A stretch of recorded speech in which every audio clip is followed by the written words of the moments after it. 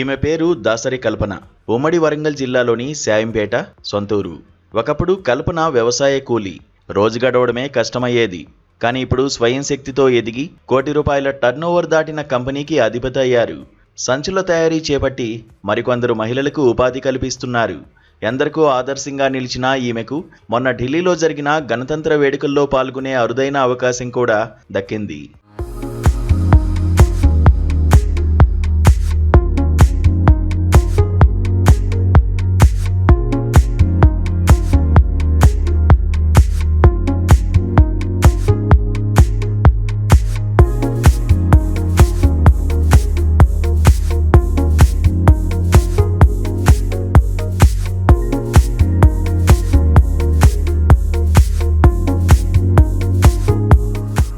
కల్పనాదేవి తమ గ్రామానికే చెందిన దాసరి బాబును ప్రేమించి పెళ్లాడారు.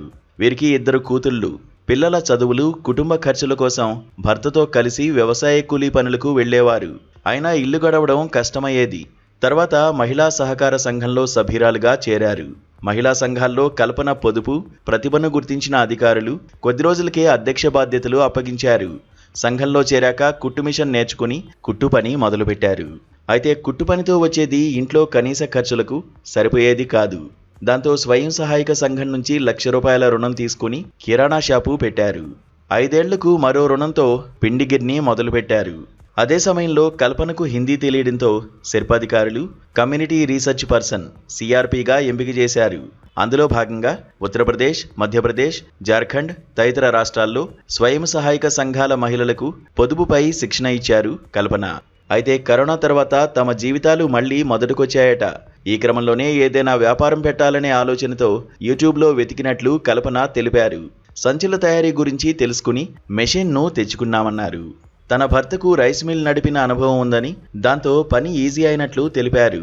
గ్రామీణ పేదరిక నిర్మూలన సంస్థ సహకారంతో తాను ఈ పని చేశానన్నారు కల్పన. యూట్యూబ్లో చూసి ఉప్పల్లా మిషన్ తెచ్చుకున్నా 10 లక్షలు పెట్టి. 10 లక్షలలో ఒక 6 లక్షలు నా దగ్గర ఉండే, 4 లక్షలు సంఘంలో అప్పు తీసుకున్నా. అప్పు తీసుకొని మిషన్ తెచ్చుకున్నాక రా మెటీరియల్ తెచ్చుకున్నాం.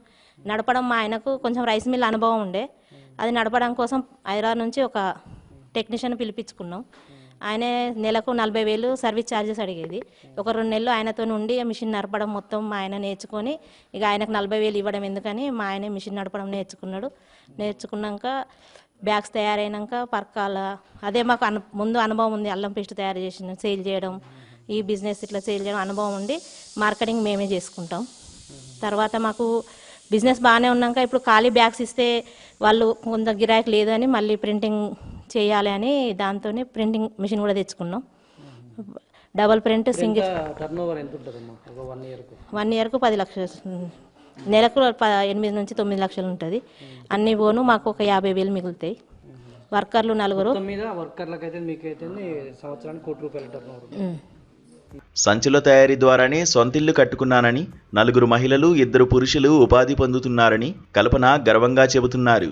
ఇప్పుడు ఇందులో నుంచే నేను కొన్ని సంపాదించుకొని ఈ సొంత ఇల్లు కట్టుకున్నా, సంవత్సరం పెట్టుకున్నా. నాకు 2 ఆడపిల్లలు, 2 బీటెక్ కంప్లీట్ అయ్యిల్లు.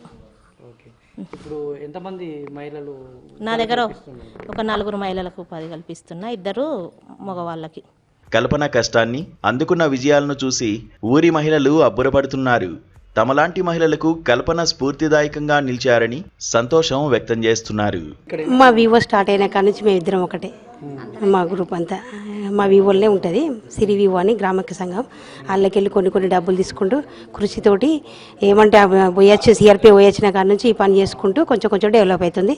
అందరికీ గౌరవంగా ఉన్నది, సంతోషంగా ఉన్నది సార్.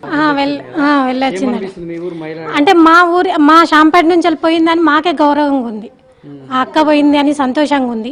ఇంకా ఇలాంటి ఎన్నో చేయాలి, మా అందరికి సపోర్ట్ చేయాలి. మా చిట్టీలలో కూడా అందరికి మంచిగా సపోర్ట్ చేస్తుంది. ఫోన్ చేసి ఇట్లా కట్టాలిరా అట్లా కట్టాలిరా అని అందరికీ చెప్తుంది. ఇంకా సాధించాలి అక్క. మా ఊరి నుంచి ఇంకా మా ఊరికి ఇంకా పేరు తీసుకురావాలి. పట్టుదలతో ప్రయత్నిస్తే అసాధ్యమేది కాదని నిరూపించారు ఈ మగువ. ఒకప్పుడు వ్యవసాయ కూలీ పనులు చేస్తూ ఇల్లు గడవడమే కష్టంగా ఉన్న పరిస్థితుల నుంచి నేడు ₹1,00,00,000 టర్నోవర్ కంపెనీకి అధిపతి అయ్యారు. సాటి మహిళలకు ఉపాధి కల్పిస్తూ స్ఫూర్తిగా నిలుస్తున్నారు. అంతర్జాతీయ మహిళా దినోత్సవం సందర్భంగా ఏబిఎన్ ఆంధ్రజ్యోతి కూడా ఆమెకు ప్రత్యేక అభినందనలు చెబుతోంది. వీడియో జర్నలిస్ట్ జగదీష్తో నవీన్, ఏబిఎన్ ఆంధ్రజ్యోతి, షాయంపేట, హన్మకొండ జిల్లా.